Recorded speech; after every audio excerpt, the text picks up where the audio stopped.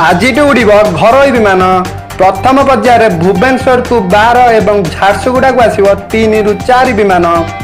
कटक आज mother home delivery online मद बिक्री राजी है कटक मद व्यवसायी संघ। आज राज्य में गढ़ समस्त सरकारी और सिटी बस दिन में चलो ऑटो और टैक्सी। 14टी स्थान में 40 डिग्री टपिला तापमात्रा। आगामी 4 दिन 10टी जिले में ग्रीष्म प्रवाह नहीं सतर्कता जारी। असुस्थ छोट पिला और वयस्क व्यक्ति को खरारु दूरे रहा परामर्श। विश्व में कोरोना आक्रांत संख्या टपिला 54 लाख। आज सारा देश में पालन हो ईद। ईदगाह नुहे घर प्रार्थना करने को निर्देश। गोटे वर्ष पर्यंत प्रति मासरे पीएम केयर्स फंड रे 50,000 टंका दान करेंगे जेनेराल रावत। ड्राइविंग लाइसेंस को नहीं बड़ निष्पत्ति पुणी रियायती देले सरकार। विदेश और भारत में फसी रही लोकों यात्रा एसओपी जारी कला गृह मंत्रालय। पुणी चिंता बढ़ाइले प्रवासी। ट्रेन चेन टाणी खसीगले गंजाम जिलार 200 प्रवासी। नमस्कार, मु भी कौन आपण मैंने देखुं एजीटीवी। आज दिन में कौन टॉप न्यूज रही मुझे को बताइबी। वीडियोटी को समस्ते शेष पर्यंत देखा सह वीडियोटी गोटे लाइक करदे। और जदि आपण आम चैनल को प्रथम थर पर आसी तले रेड सब्सक्राइब बटन को ओके करने तेज आसतु टॉप न्यूज विस्तृत आलोचना करने। आज आरंभ हो घरोई विमान सेवा। प्रथम पर्यायर भुवनेश्वर को 12 विमान और झारसुगुड़ा को आसव 3 ରୁ 4 विमान। 2 मासर व्यवधान पर आज चलाचल आरंभ हो घरोई विमान। कोरोना मार्च 25 रु देशर समस्त विमान बंदर ठप हो पड़ा रनवे आज चलचंचल। एथिपाई विमान बंदर में सुरक्षा और स्वच्छता पर अधिक गुरुत्व दिया स्वयं चालित सानिटाइज एवं थर्माल स्क्रीनिंग व्यवस्था करा जाइछि। देश में आज उड़ान भरवे 380 विमान। आज कटक रे आरंभ हो ऑनलाइन मद बिक्री। होम डिलीवरी मना करुवा कटक मद व्यवसायी संघ जिलापाल सह आलोचना करिया पर शेष में ऑनलाइन मद बिक्री राजी होइछि। सकाळ 7टारू 1टा जाए ऑनलाइन बुकिंग हेबो एवं पर संध्या 6टा जाए डिलीवरी दिया जिवो। जीवन और जीविका को गुरुत्व दे सरकार चतुर्थ पर्याय लॉकडाउन कटकणा को कोहल करिथिया बेले आजिटारू स्वाभाविक होई पारे साधारण परिवहन व्यवस्था।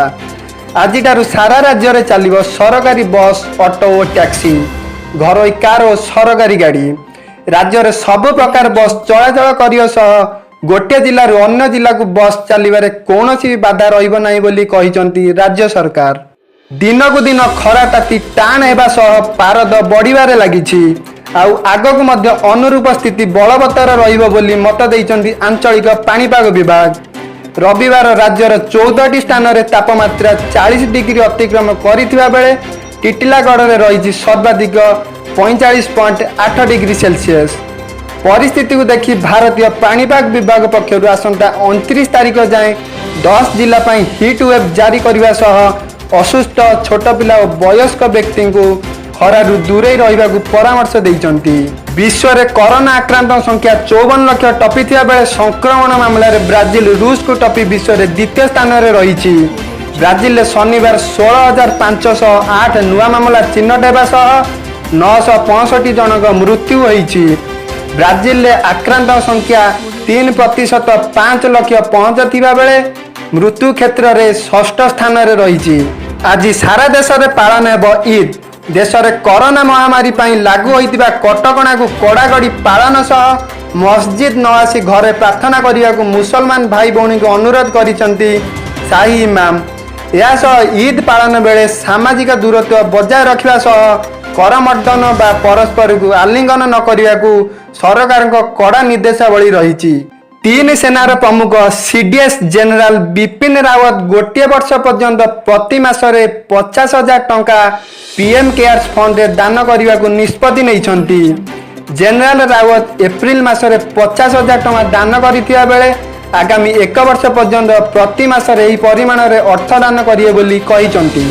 केंद्र सरकार मोटर वेहिकल संपर्कित डॉक्यूमेंट ठीक करने लगी अवधि वृद्धि करिसंती। जानवाहन संपर्कित कागज पत्र प्रस्तुति निमंते जुलाई 31 तारीख पर्यंत समय संप्रसारण करिसंती केंद्र भूपृष्ठ परिवहन और राजमार्ग मंत्रालय। देश भितर और विदेश में फसी रही लोकों गृह मंत्रालय पक्षर मानक परिचालन नियम बा एसओपी जारी करा जाइछि। भारतीय नागरिक जो मैंने विदेश में फसी रही एवं स्वदेश फेरिया लगी चाहूँगी भारत में अटकी लोक जो मैंने जरूरी कारण विदेश यात्रा लगी चाहूँगी से नियम को पालन करने बाध्यतामूलक बोली आदेश लागू करिछि गृह मंत्रालय। रविवार तेलंगानार हैदराबाद निकट नामपल्ली ठारू खोर्धा आसुथिबा एक ट्रेन गंजाम जिलार जगन्नाथपुर किंबा ब्रह्मपुर स्टेशन न अटकिबारु चेन पुलिंग करी ओह्लाई पड़ाई 200 रु अधिक प्रवासी।